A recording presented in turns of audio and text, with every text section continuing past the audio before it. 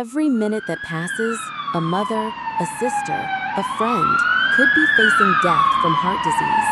The scariest part? Many didn't recognize the body's warning signs. Those seemingly harmless heart attack symptoms are a fragile line. Today, through Sarah Miller's story, we will explore 5 key signs that every woman must know to save herself. Don't miss out. Looking at me now, perhaps no one would think I once stood on the brink of life and death, but I was there. I'm Sarah Miller, and my story began on a seemingly ordinary morning while I was out for a walk. Suddenly, a sharp pain struck me mid-chest. It was unlike anything I had ever felt. Then came nausea, sweat poured out, and the pain started to radiate down my left arm.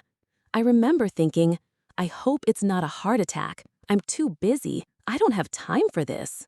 What a silly thought, right? But it was the pain radiating down my arm that truly scared me, because I had read somewhere that it was a sign. The pain subsided a bit, so I managed to drag myself to the nearby Jubilee Hospital to get checked. They ran all sorts of tests, and then the doctor came out and told me my heart was perfectly fine. "You're in the demographic factors for acid reflux," he said. "Go home, make an appointment with your family doctor to get some antacids." My first reaction was embarrassment. Embarrassment for making a scene, bothering everyone when I probably wasn't seriously ill. I tried to ask again about the pain in my arm, because even I knew acid reflux doesn't cause arm pain.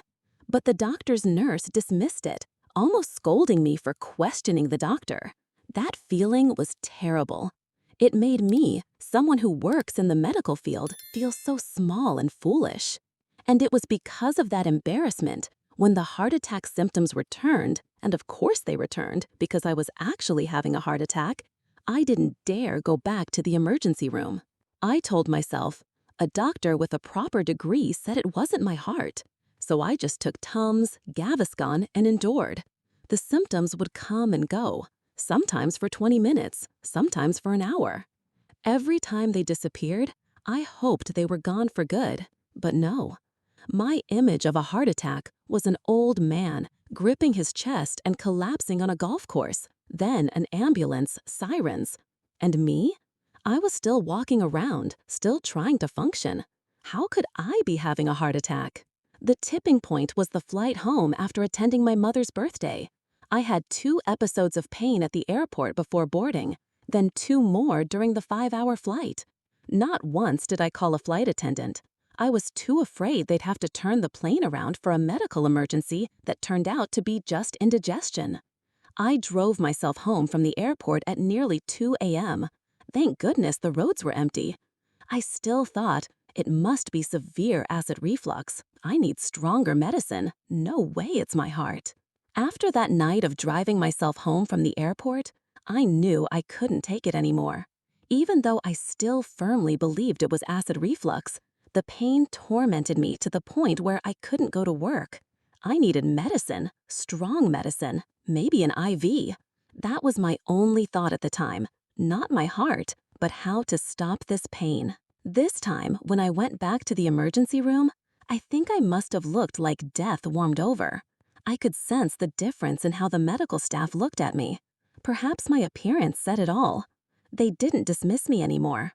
This time, they called a cardiologist. The cardiologist walked in. He reviewed all my test results, the ones I thought would still be normal last time. But then he came and sat down beside my bed, took my hand.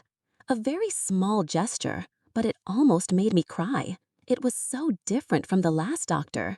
He looked me straight in the eye, very close, and said, "Mrs. Miller, I can see from your test results, from the T-wave on your EKG, that you have a serious heart condition." I was stunned. "How can that be?" I asked. "This very hospital sent me home 2 weeks ago with a diagnosis of acid reflux." And then he explained. He said that all the diagnostic tests for heart disease we've used for decades were largely developed and studied on men, specifically middle-aged white men. They work quite well for identifying heart disease in them, but not necessarily for women. Troponin levels, a cardiac enzyme that signals heart muscle damage in women having a heart attack, are often lower than in men and may not cross the dangerous threshold by old standards. I had gone to the ER very soon after my first symptoms appeared, so that level might not have risen high enough to be detected during the first visit. Ironically, my heart attack symptoms were not atypical as people often say about women. I had the full set: central chest pain, nausea, sweating, and pain radiating down my left arm. Yet I was still sent home. That was a harsh truth. Everything happened very quickly after that.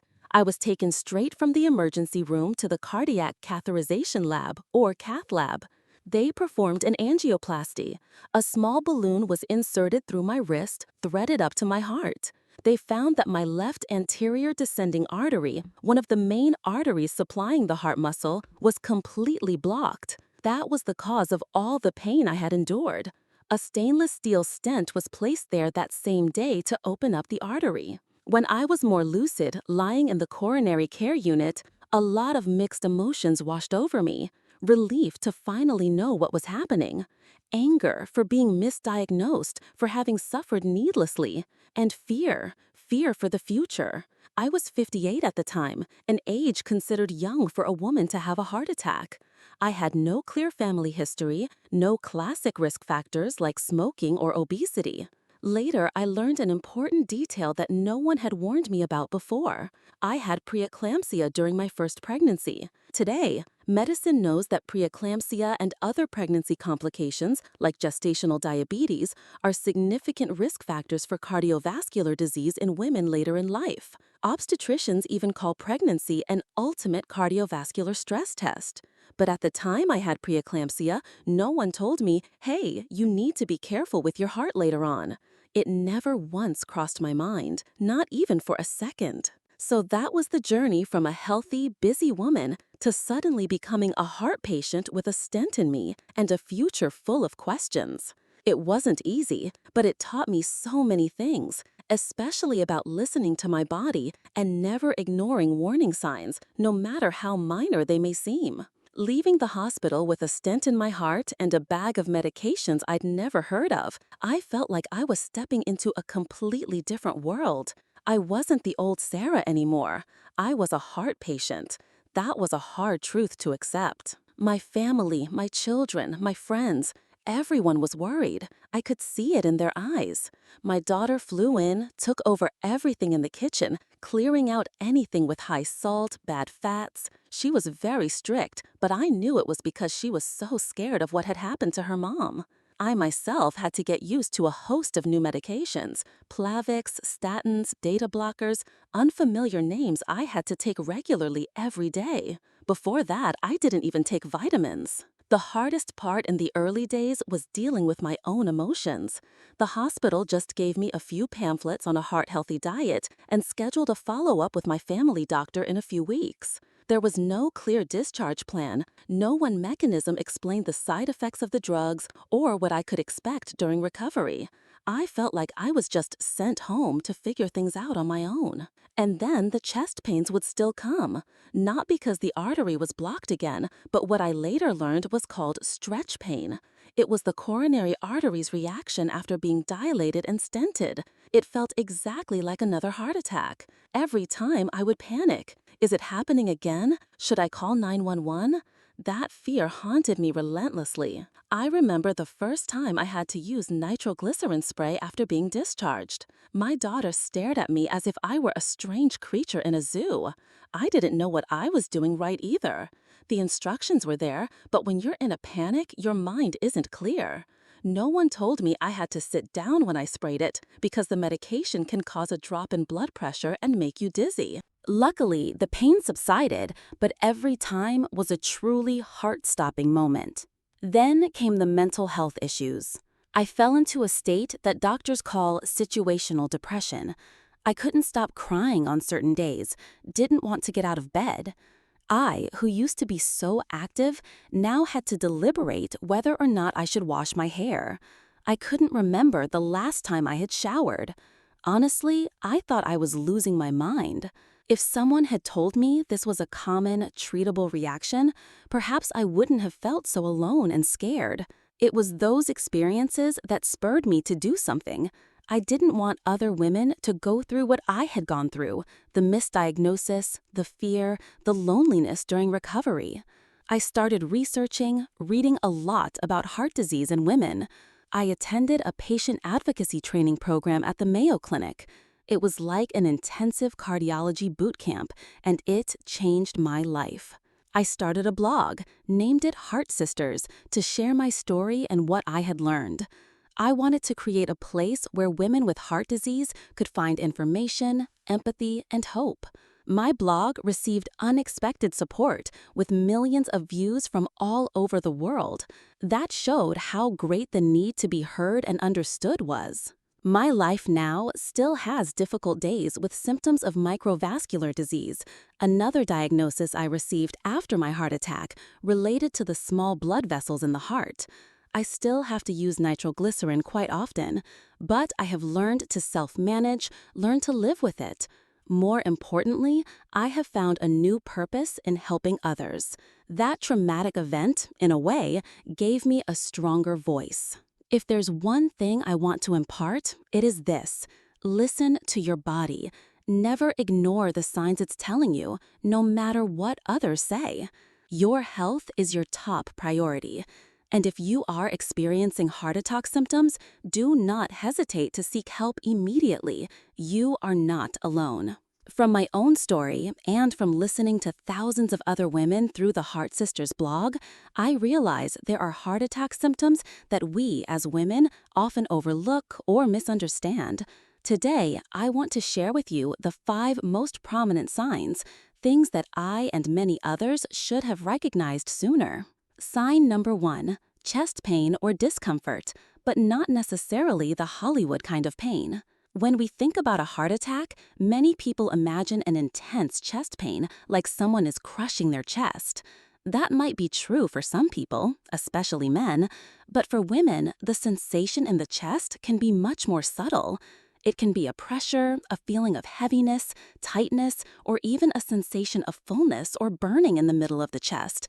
Very easy to confuse with heartburn or acid reflux, as I myself was once misdiagnosed. My pain initially was indeed central chest tightness, but because it subsided and then returned, and because I was fixated on the acid reflux diagnosis, I didn't properly assess its severity.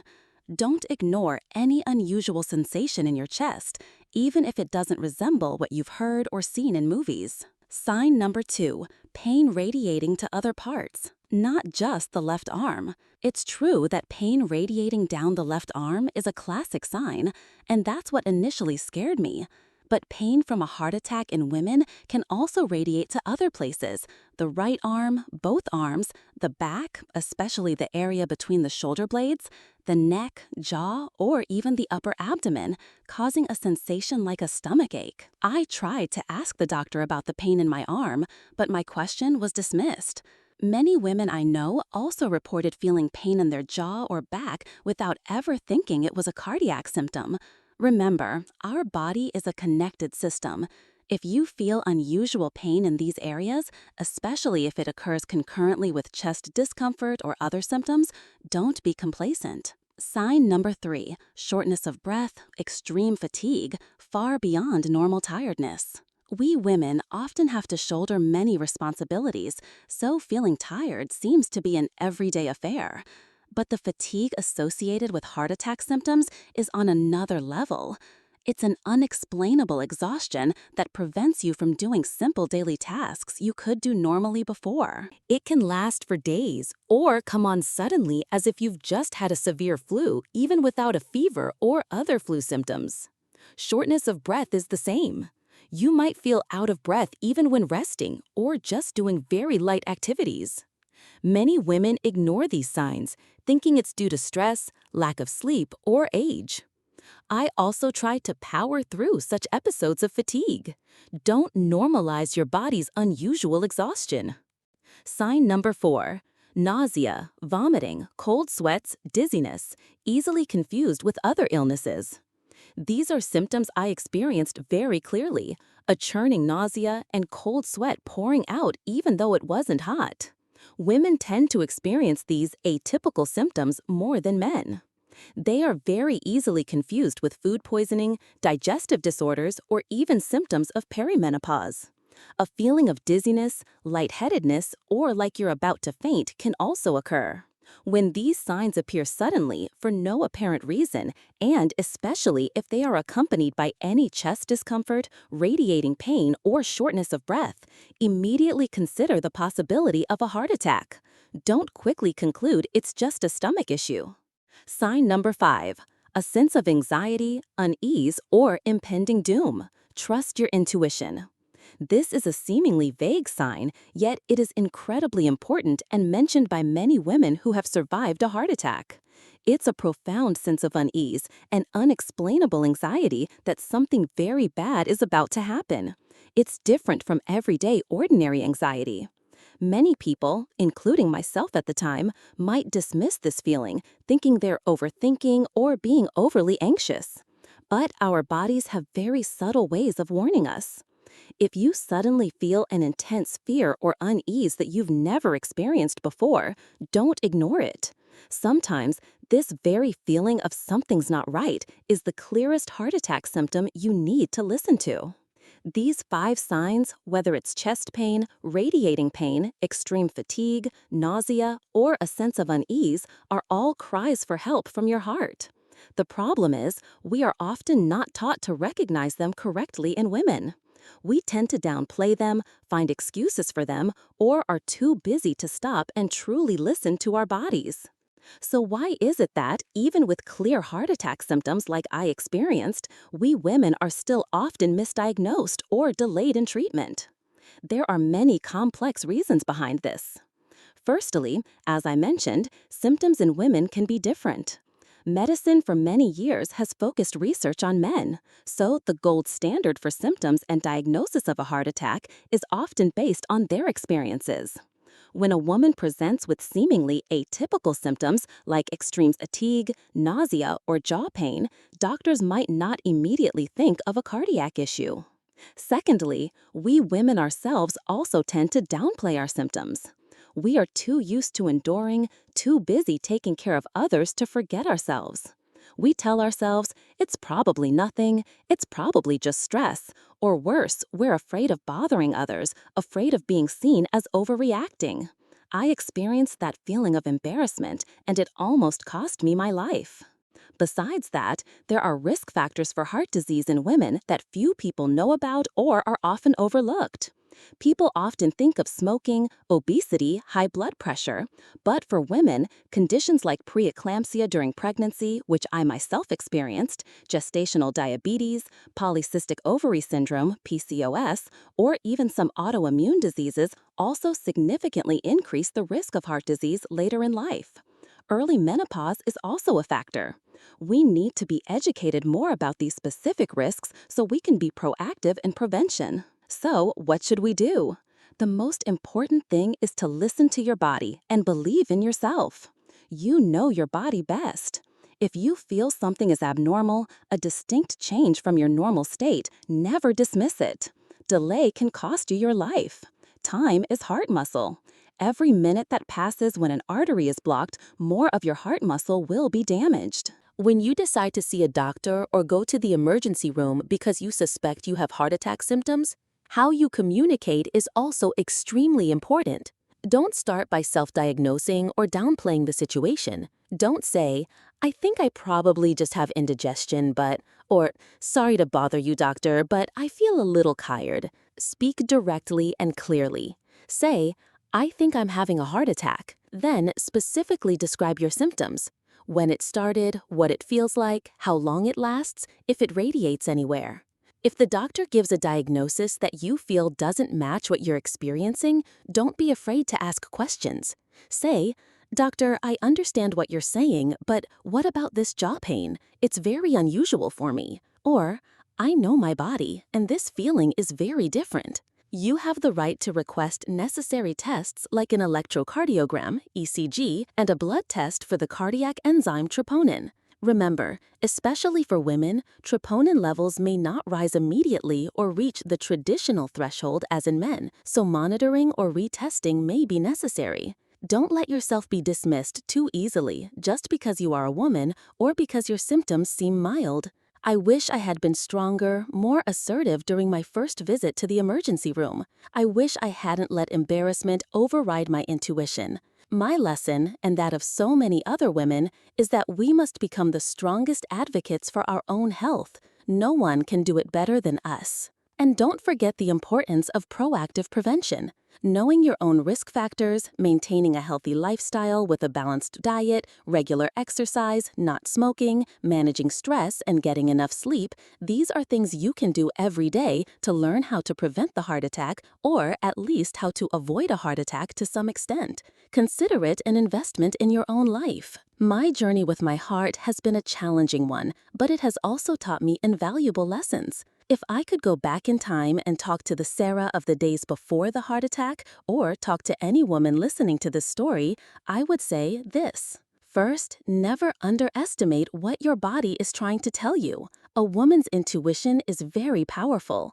If you feel something is wrong, no matter how small or vague it may seem, stop and listen. Don't let the busyness of life or the fear of being seen as overreacting cause you to ignore those important signals. Sarah Miller. Second, remember that you are not alone. My story, the heart attack symptoms I experienced, are not unique. There are millions of women in this world living with heart disease or who have experienced dangerous moments. Seek support, share your story, and learn from others. The power of empathy and connection is immense. Sarah Miller. Third, become the #1 advocate for your own health. This means proactively learning about risk factors, knowing the warning signs of a heart attack in women, and not hesitating to speak up when you need medical care. Don't let anyone, even a doctor, dismiss your concerns if you truly feel there's a problem. You have the right to be heard and treated with respect. Sarah Miller.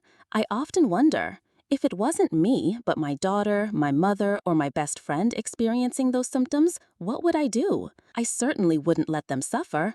I would take them to the hospital immediately. I would demand the doctors check them carefully. So why don't we do that for ourselves? We deserve to be loved and cared for just as much. Finally, don't wait until it's too late. Start taking care of your heart today. Learn how to prevent the heart attack, make small lifestyle changes to learn how to avoid a heart attack and other cardiovascular events. Every small step makes a big difference. Sarah Miller's story is a powerful reminder of the fragility of life, but also a testament to the power of understanding and courage. Heart disease is a silent killer of women, but it doesn't have to be this way. By recognizing the symptoms of a heart attack early, listening to our bodies, and acting decisively, we can change the outcome. Share this video. Send it to your mother, sisters, friends, female colleagues. A small act can save a life. Assess your own risk. Talk to your doctor about your personal risk factors for heart disease. Never ignore symptoms. If you or a loved one has any signs suspicious of a heart attack, call emergency services immediately. Don't drive yourself. Learn more. Visit reputable sources of information on heart disease in women. Perhaps display a few websites of major health organizations. Take care of your heart. It deserves to be protected. Thank you for listening.